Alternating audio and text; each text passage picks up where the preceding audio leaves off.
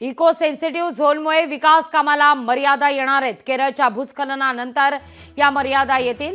राज्यात 17,300 चौरस किलोमीटर जागेवर या मर्यादा असणार आहेत। कोकण तसंच विदर्भातल्या विकास कामांवर मर्यादा येऊ शकते। 6 राज्यात याचा फटका बसेल।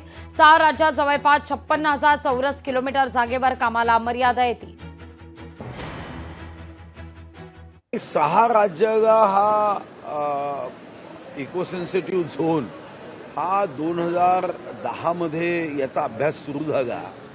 त्याच्यामध्ये 2012 मध्ये पुन्हा त्याच्यावर पुन्हा बारीक अभ्यास सुरू झाला आणि सुप्रीम कोर्टाच्या मार्गदर्शनामध्ये पर्यावरण विभाग भारत सरकार यांनी आता इको सेन्सिटिव्ह झोन घोषित केला।